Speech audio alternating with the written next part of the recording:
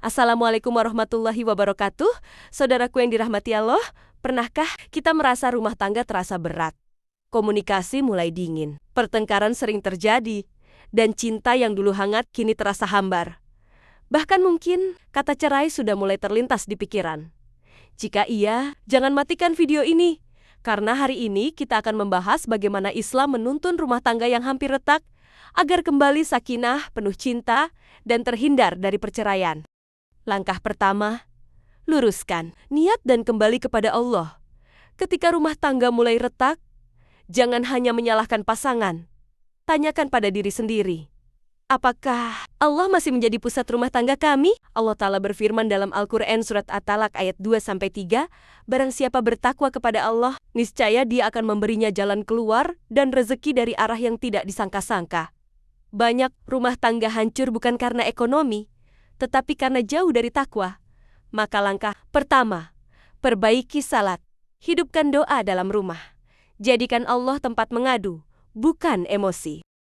Langkah kedua, bangun komunikasi dengan akhlak, bukan emosi. Banyak perceraian terjadi bukan karena masalah besar, tetapi kata-kata kecil yang melukai hati. Rasulullah bersabda dalam hadis riwayat Bukhari dan Muslim, barang siapa beriman kepada Allah dan hari akhir, maka hendaklah berkata yang baik atau diam dalam rumah tangga. Nada keras melahirkan jarak, sindiran melahirkan luka, diam berkepanjangan melahirkan kehancuran. Belajarlah berbicara dengan akhlak, bukan dengan amarah.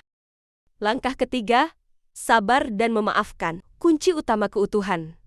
Tidak ada pasangan yang sempurna. Yang ada adalah pasangan yang mau saling memperbaiki. Allah Ta'ala berfirman dalam Al-Quran Surat An-Nisa ayat 19, bergaulah dengan mereka secara patut. Kemudian, bila kamu tidak menyukai mereka, boleh jadi kamu tidak menyukai sesuatu. Padahal Allah menjadikan padanya kebaikan yang banyak. Seringkali kita fokus pada kekurangan, lupa pada kebaikan yang pernah ada. Padahal rumah tangga bertahan, bukan karena cinta yang besar, tetapi karena sabar yang luas dan hati yang lapang. Langkah keempat, jangan biarkan setan menjadi penasehat. Setan paling bahagia melihat rumah tangga berpisah. Rasulullah bersabda dalam hadis riwayat Muslim, setan paling dekat kedudukannya adalah yang paling berhasil merusak hubungan suami istri. Ketika emosi memuncak, jangan curhat ke orang yang salah. Jangan umbar aib pasangan. Jangan ambil keputusan saat marah, karena perceraian sering diputuskan dalam keadaan emosi dan disesali seumur hidup. Langkah kelima, hidupkan doa di dalam rumah. Doa adalah benteng rumah tangga. Allah Ta'ala mengajarkan doa keluarga dalam Al-Quran Surat Al-Furqan ayat 74. Ya Tuhan kami, anugerahkanlah kepada kami pasangan dan keturunan sebagai penyejuk mata, dan jadikanlah kami pemimpin bagi orang-orang yang bertakwa. Biasakan doa bersama setelah sholat. Mendoakan pasangan meski sedang kecewa.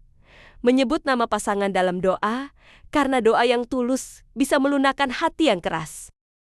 Saudaraku yang dirahmati Allah, dalam Islam, pernikahan bukan hanya ikatan cinta, tetapi ibadah jangka panjang. Allah Ta'ala berfirman dalam Al-Quran Surat Ar-Rum ayat 21, dan di antara tanda kekuasaannya ialah, Dia menciptakan untukmu pasangan hidup dari jenismu sendiri, supaya kamu merasa tentram kepadanya, dan Dia menjadikan di antaramu rasa kasih dan sayang. Perhatikan ayat ini. Tujuan pernikahan bukan tanpa masalah, tetapi ketentraman sakinah, yang lahir dari kasih mawaddah dan sayang rahmah. Masalah rumah tangga bukan tanda gagal, melainkan ujian keimanan dan kesabaran. Saudaraku, rumah tangga hampir retak bukan akhir segalanya. Selama masih ada sholat, masih ada doa, dan masih ada niat memperbaiki, Allah selalu punya jalan untuk menyatukan kembali. Ingat, mempertahankan rumah tangga adalah ibadah besar, dan kesabaran di dalamnya bernilai pahala tanpa batas. Semoga Allah menjadikan keluarga kita sakinah, mawaddah, warohmah, dan dijauhkan dari perceraian.